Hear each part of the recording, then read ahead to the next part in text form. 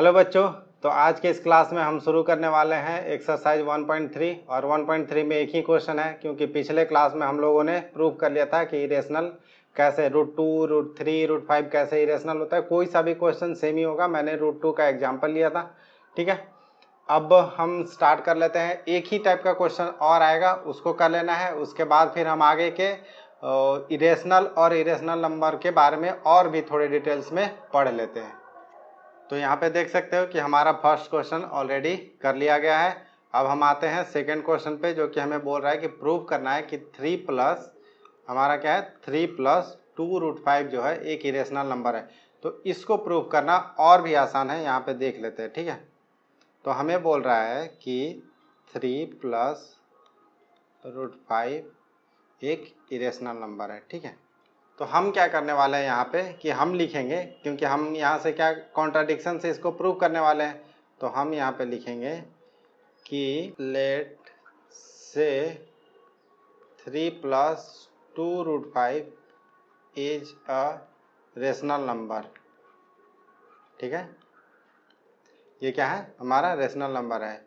जैसे ही ये rational number होगा, हम यहाँ पे क्या लिख सकते हैं कि सो 3 + 2√5 can be written in the form of p/q, क्योंकि p/q के फॉर्म में होता है। तो हम यहाँ पे लिख सकते हैं कि 3 + 2√5 = p/q where q not equal to 0। q नीचे जो हमारा डिनोमिनेटर है वो नहीं 0 होना चाहिए।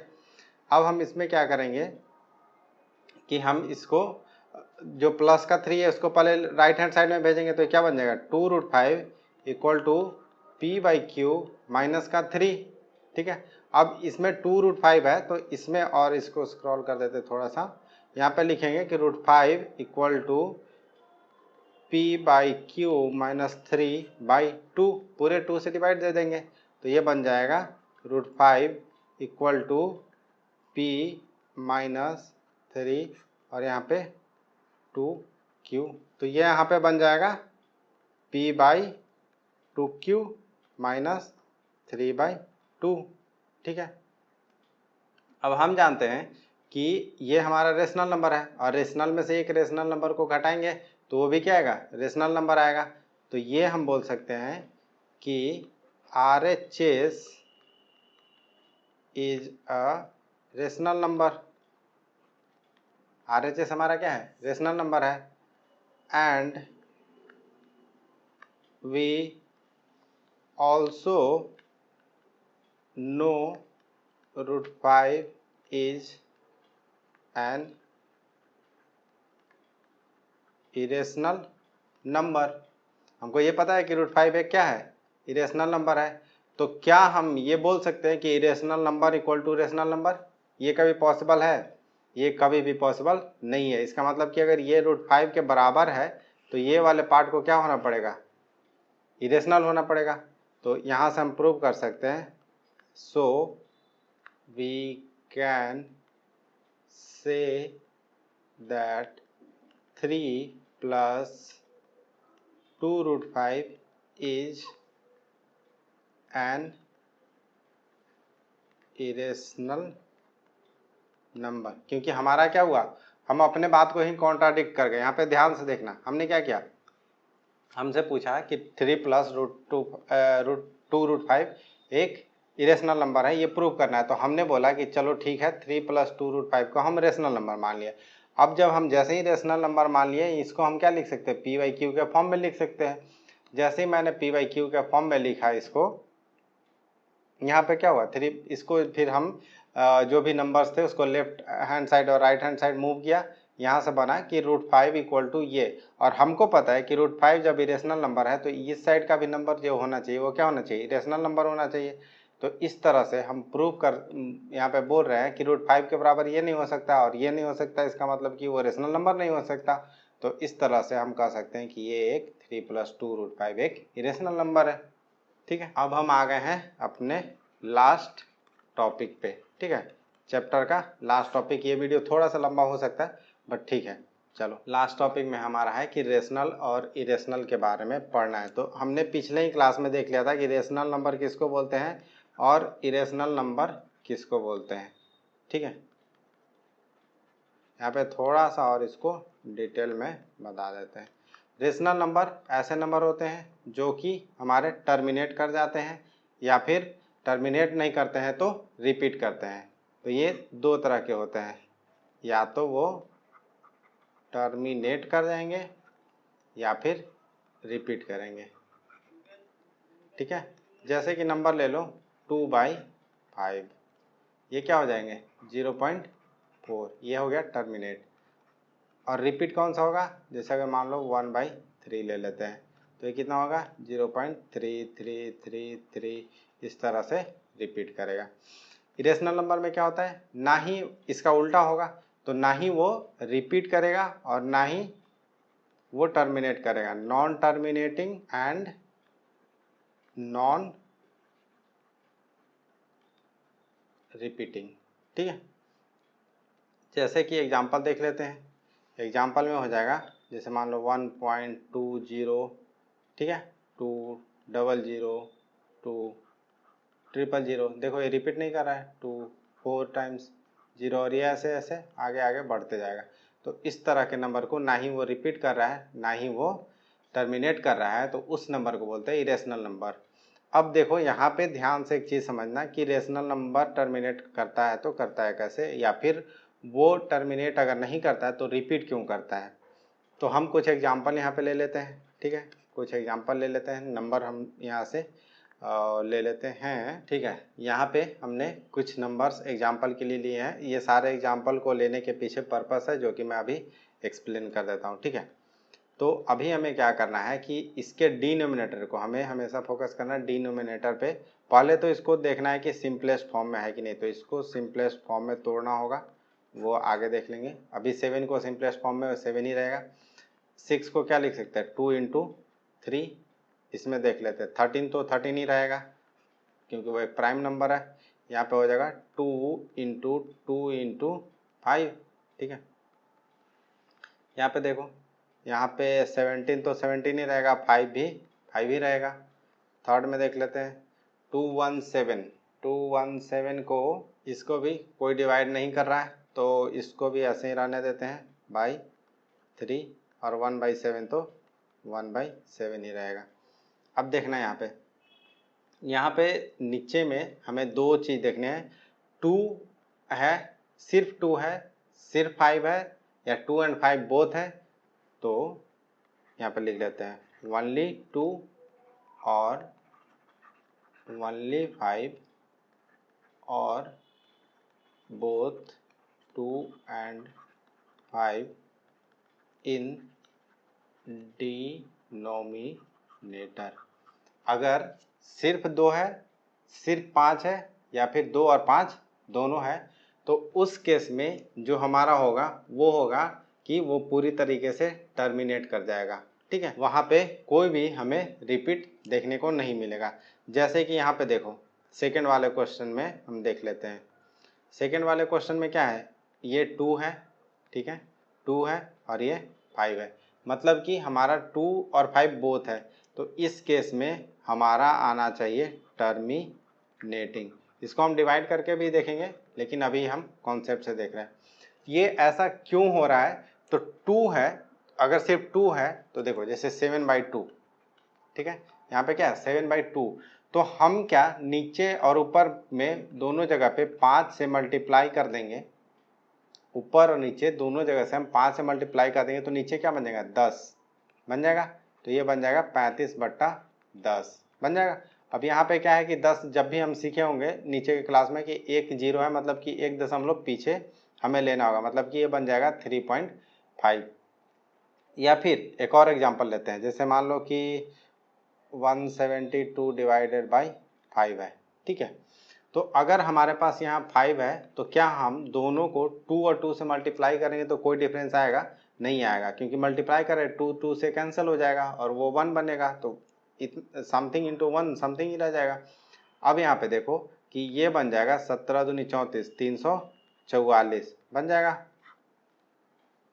और ये बन जाएगा 10। तो अभी क्या बोला कि 10 जैसे ही हमारा बन जाएगा दशमलव के एक बाद यहाँ पे लिख देंगे। मतलब कि ये किसी भी तरीके से अगर हमारा सिर्फ 2 सिर्फ 5 और 2 और 5 बोथ है तब तो 10 बन ही जाएगा। तो वो क्या हो जाएगा, टर्मिनेट कर जाएगा। और वो टर्मिनेट इसलिए कर रहा है क्योंकि नीचे में क्या बन जा रहा है, 10 बन जा रहा है। और 10 हम जानते हैं कि जितने नीचे जीरो होंगे उतने दशमलव लास्ट में हम पीछे से काउंट करके रख सकते हैं। इस तरह से वो टर्मिनेट हो जाएगा। तो इसी वजह से हम यहाँ पे बोल रहे थे कि 2 है 5 है या बोथ है तो टर्मिनेट हो जाएगा। अब यहाँ पे देखो, यहाँ पे 2 भी है लेकिन 3 भी है। तो 2 को तो हम मान लो कि ऊपर और नीचे 5 से मल्टीप्लाई करेंगे तो 10 बन जाएगा। तो यहाँ पे ये तो हमारा 2 और 5 मिलके क्या बना देगा, 10 तो बना देगा। लेकिन ये 3 जो है वो हमें क्या करेगा, वो हमको कंप्लीटली डिवाइड नहीं करने देगा। अगर आपको एग्जांपल से नहीं समझ में आ रहा है तो दूसरा एग्जांपल लेते हैं। मान लो कि हम यहाँ पे ले लेते हैं 10/30, ठीक है। अब यहाँ पे ये जो 30 है ये क्या है, इसमें भी ऐसे अगर 30 को हम ये इसको थोड़ा सा रुको, एक मिनट देना, इसको 10/30 का एग्जांपल एक बार ले लेते हैं अच्छे से, ठीक है। 10/30 में क्या होगा, ये यहाँ पे जाएगा 2 × 5 और यहाँ पे जाएगा 2 × 3 × 5। सिंपलेस्ट फॉर्म में लाना था। सिंपलेस्ट फॉर्म में अगर लाएंगे, यहाँ पे देखो 2 और 5 है तो ऐसा नहीं करना है कि सिर्फ डिनोमिनेटर को डिवाइड कर देना है और चेक कर लेना है कि 2 और 5 है कि नहीं। यहाँ पे देखो 2 और 5 है लेकिन ये 2 और 5 कैंसल आउट हो जा रहा है। तो ये अभी सिंपलेस्ट फॉर्म में अब जाके बनेगा, और अब जाके बनेगा तो यहाँ पे क्या बन जाएगा, 1/3 बच जाएगा। और यही 3 जो है वो डिवाइड नहीं होने देगा और ये 0.3333 आएगा। तो ऊपर के क्वेश्चन में हमारा क्या था कि यहाँ पे 2 था तो 2 को अगर हम ऊपर नीचे 5 करते हैं तो वो तो 10 बना के डिवाइड करना चाहेगा, लेकिन ये जो 3 है वो हमें डिवाइड नहीं होने देगा। तो इसका अगर हम डिवाइड करेंगे भी तो ये आएगा रिपीटिंग। ये क्या आ जाएगा, रिपीटिंग आ जाएगा, ठीक है। अब यहाँ पे देखो 17/5, ठीक है। 17/5 हमारा है तो इसमें क्या करेंगे, ऊपर और नीचे किसी से मल्टीप्लाई कर देंगे, 2 से। जैसे ही 2 से मल्टीप्लाई करेंगे ये बन जाएगा 10 और ये बन जाएगा 34। तो अगर सिर्फ यहाँ पे हमें ये नहीं देखना है कि क्या बन रहा है, हमें देखना है कि सिंपलेस्ट फॉर्म में लाने के बाद सिर्फ 5, सिर्फ 2 या 2 और 5 तीनों बच रहे हैं तो ही वो टर्मिनेट करेंगे, वरना वो रिपीट करने लगेंगे। इसीलिए मैंने एग्जांपल यहाँ पे 3 का भी लिया है, 7 का भी लिया है। यहाँ पे देखो लास्ट में 7 लिया है। ये 7 किसी से भी मतलब 2 और 5 यहाँ पे है नहीं, तो ये हम यहाँ पे सीधा बोल सकते हैं कि ये रिपीटिंग होगा। और ये जैसे ही डिवाइड करेंगे हम, यहाँ पे आप लोग डिवाइड करके देख लेना, ये कितना आ जाएगा, ये कुछ समय के बाद अपना रिपीट करने लगेगा, 4 या 5 बार के बाद रिपीट करने लगेगा। वैसे 7 को डिवाइड करके देख ही लेते हैं। यहाँ पे 7/10 एक बार में लगा 7 3 0, पहले पॉइंट लगा लेते हैं, 28 2 0 2 14 6 0 7 8 56 4 0 7 5 35 5 0 7 7 49 1 0। देखो अब रिपीट करने लगा क्योंकि फिर से ये 10 बन गया, यहाँ पे भी 10 बन गया। मतलब कि 1 2 1 4 2 8 5 7 बार बार ये रिपीट करना शुरू हो जाएगा क्योंकि 10 बन गया ना। 10 फिर से डिवाइड करेंगे तो वो बन जाएगा 7, फिर 3 0 आएगा, फिर 28, फिर 4। इस तरह से अब ये रिपीट करते जाएगा। तो इसीलिए मैं बता रहा था कि इसको ध्यान से समझना है कि 2 5 या फिर बोथ अगर है, इसके अलावा कोई भी नंबर अगर डिनोमिनेटर में बच जाता है सिंप्लीफाई करने के बाद तो वो हमारा दिक्कत करेगा। जैसे मान लो कि अगर तुम्हें 6/15 दे दिया, ठीक है, तो 6/15 में अगर हम इसको डिवाइड करेंगे तो यहाँ पे अगर सिर्फ कोई डिनोमिनेटर करता है तो वो लिखेगा 3 × 5, ठीक है। अब उसको दिखेगा कि अरे यहाँ तो 3 आ गया, लेकिन यही बोल रहा था कि सिंपलेस्ट फॉर्म में नहीं करोगे तो दिक्कत में पड़ जाओगे। ऊपर में देखो 6 को हम क्या लिख सकते हैं, 3 × 2 और नीचे को 3 × 5। अब ये यहाँ से कैंसिल हो गया तो हमारा जो सिंपलेस्ट फॉर्म में बचा वो बचा 2/5। तो 2/5 जो हमारा होगा वो आराम से डिवाइड होकर कितना बनेगा, 0.4। तो इसीलिए बोल रहा था कि हमेशा सिंपलेस्ट फॉर्म में रखना। अब क्वेश्चन को देख लेते हैं जल्दी से, ठीक है। इसमें इतना ही सीखना था। इसमें जो सीखना मेन था वो था कि क्यों हो रहा है, ये हो रहा है, इसका कोई दिक्कत नहीं, लेकिन क्यों हो रहा है वो जानना ज़्यादा इंपॉर्टेंट था, और वो हम सोचते हैं कि यहाँ पे आप लोग को अच्छे से क्लियर कर दिए। अगर नहीं हुआ है, कोई भी डाउट रह गया तो वो पूछना जरूर। अब हम यहाँ पे एक्सरसाइज 1.4 के क्वेश्चन को देख लेते हैं। क्वेश्चन हमें बोल रहा है कि without actually performing long division, यहाँ पे हमें बोल रहा है लॉन्ग डिवीजन परफॉर्म नहीं करना। अभी हमने भी लॉन्ग डिवीजन परफॉर्म नहीं करा था, और यहाँ पे आप लोग अगर कोई से भी क्वेश्चन में डाउट लग रहा है कि अगर नहीं होगा तो उसको हम डिवाइड कर लेना कैलकुलेटर से, वहाँ से आप लोग को आंसर मिल जाएगी। ठीक है, हाँ ठीक है। तो लॉन्ग डिवीजन बिना परफॉर्म किए बताना है कि वो रेशनल नंबर टर्मिनेट करेगा, ठीक है, और नॉन टर्मिनेटिंग रिपीटिंग, देखो यहाँ पे रिपीट करेगा, तो वो टर्मिनेट करेगा या रिपीट करेगा वो बताना है यहाँ पे। अब जैसे हम एक एग्जांपल को ले लेते हैं यहाँ पे 13 डिवाइडेड बाई 3125। तो ऊपर में हमने पहले भी बोला था कि सिंपलेस्ट फॉर्म में लाना है, 13 को ऊपर कुछ नहीं कर सकते क्योंकि वो प्राइम नंबर है। 3125 को डिवाइड करके देख लेते हैं। 5 2 7 1 8 3 11, 5 से ही सीधा कटेगा, तो 5 6 30, 1 2 5 दूनी 10, ठीक है।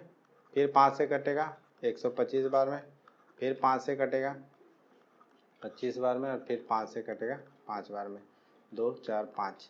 तो ये 5 का पावर 5 है, ठीक है। तो ये यहाँ पे बना 13 इंटू 5 का पावर 5। अब सिंपली हम क्या ऊपर नीचे दोनों को 2 का पावर 5 से मल्टीप्लाई कर देंगे, तो ये क्या बन जाएगा 5 इंटू 10, 10 का पावर 5 बन जाएगा। अब 10 का पावर 5 बन गया, मतलब 10 आ गया लास्ट में, तो वो हमारा क्या हो जाएगा टर्मिनेट कर जाएगा। इसी तरह से एक रिपीटिंग वाले क्वेश्चन ले लेते हैं, 5th वाला। ये क्या है 29 डिवाइडेड बाई 343।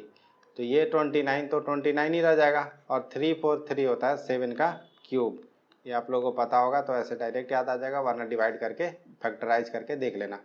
तो अभी नीचे में क्या आ गया 7 आ गया, तो हमने क्या बोला था 2 और 5 के अलावा कुछ भी आ जाएगा, तो ये हम यहाँ पे सिंपली बोल सकते हैं कि ये रिपीटिंग है। यहाँ पे कुछ हमको डिवाइड नहीं करना पड़ा। चलो ये तो हमारा 1.4 का क्वेश्चन नंबर 1 था। 2 में एक्चुअली उन्होंने बोला है कि इसको डिवाइड करके एक्चुअल में कैलकुलेटर से कर लेना या फिर जैसे भी कर लेना, और उसको चेक करना है कि क्या हम जो बोल रहे हैं वो हमारा सही है कि नहीं, ठीक है। और थर्ड क्वेश्चन अब हम देख लेते हैं, ठीक है। ये क्वेश्चन में अब देख लेते हैं थर्ड क्वेश्चन क्या बोल रहा है। द फॉलोइंग रियल नंबर्स, कोई भी नंबर रियल नंबर है यहाँ पे, ठीक है, रेशनल हो या इरेशनल हो, ठीक है। एक रियल नंबर होता है, कॉम्प्लेक्स नंबर होता है। कॉम्प्लेक्स नंबर क्लास 11 में पढ़ने को मिलेगा, ठीक है, यहाँ तो कोई दिक्कत नहीं होना चाहिए। और उसके बाद क्या बोल रहा है as given below, in each case decide whether they are rational or not. यहाँ पे बताना है कि वो रेशनल नंबर है या नहीं है। If they are a rational number, तो पी बाई क्यू का फॉर्म जो होगा उसमें आप क्यू के फैक्टर के बारे में क्या बोलना चाहोगे। मतलब कि जब हम पी बाई क्यू के फैक्टर में है तो क्यू किस तरह का दिखेगा वो बताना है, ठीक है। यहाँ पे कुछ एक्चुअल में सोल्व नहीं करना है, ये सिर्फ बताना है। तो देखो हमने क्या बोला था, जब टर्मिनेट करेगा, पहला क्वेश्चन क्या है टर्मिनेट कर गया, यहाँ पे 9 में जाके टर्मिनेट कर गया। टर्मिनेट कर गया मतलब कि हम बोल सकते हैं कि उसका जो हमारा क्यू होगा वो क्या होगा, it will have either 2 or 5 or both। मतलब कि उसमें यहाँ पे फॉर्मल तरीके में लिखें तो 2 का पावर n और 5 के पावर m के टर्म में होगा। मतलब 2 का कुछ पावर होगा, 5 का कुछ पावर होगा। ऐसा हो सकता है कि 2 का पावर 3 हो और 5 का पावर 4 हो, ऐसा भी हो सकता है। ऐसा हो सकता है कि 2 का पावर 4 हो और 5 का पावर 4 हो, मतलब बेसिकली 10 का पावर 4 बन रहा है। तो इस तरह से हम बोल सकते हैं कि इट विल हैव आइदर 2 और 5 और बोथ, इसके अलावा डिनोमिनेटर में कुछ नहीं होगा। सेकंड क्वेश्चन देखो, सेकंड क्वेश्चन तो सिंपली देखो यहाँ पे 2 1 2 के बाद 1 0 था, फिर 1 2 के बाद 2 0 हुआ, 1 2 के बाद 3 0 हुआ, 1 2 के बाद 4 0 हुआ। मतलब कि ना ही ये रिपीट कर रहा है ना ही ये टर्मिनेट कर रहा है। ये तो देख सकते हैं यहाँ पे डॉट डॉट डॉट डॉट लिखा हुआ है, तो ये हो जाएगा हमारा इरेशनल नंबर। ये सिंपली क्या हो जाएगा इरेशनल नंबर। और सिर्फ रेशनल नंबर में ही पी बाई क्यू के फॉर्म में लिखा जाता है, तो क्यू के बारे में सिर्फ रेशनल में बताएंगे, इरेशनल में तो बताएंगे ही नहीं, ठीक है। अब ये थर्ड क्वेश्चन देख लेते हैं। थर्ड क्वेश्चन में क्या बोल रहा है कि यहाँ पे देखो ऑफकोर्स हमें दिख रहा है कि ये रिपीट कर रहा है, तो रिपीट कर रहा है इसका मतलब कि हम बोल सकते हैं कि यहाँ पे हम लिख देते हैं थर्ड में, इस तरह से आंसर लिखना है, सिंस दिस जो भी नंबर है is repeating, so we can say, हम लोग क्या कह सकते हैं, say that Q will not have either 2 or 5 or both. It ऐसा हो भी, it will ऐसे लिख सकते हैं, सिंपली अगर लिखना है तो it will not be of form 2 का पावर n 5 का पावर m। इस तरह से बस इतना सा एक्सप्लेनेशन लिख देना है, टीचर को समझ में आ जाएगा, आपको पूरी मार्क्स मिल जाएगी। बात यहाँ कॉन्सेप्ट का है, बात यहाँ किस तरह से लिख रहे हो उसका नहीं है, ठीक है। तो इस तरह से हमारा चैप्टर 1 खत्म हो गया कॉन्सेप्ट वाइज। अभी कुछ और क्वेश्चंस कर लेंगे आर डी शर्मा के, तो और अगले क्लास में फिर हम लोग अगर स्टार्ट करते हैं नया चैप्टर, तो हमारा चैप्टर 2 स्टार्ट होगा, जिसमें कि हम लोग पॉलिनोमियल के बारे में पढ़ेंगे। तो चलो, और आज की इस क्लास को यहीं पर ख़त्म करते हैं। चलो बाय बाय।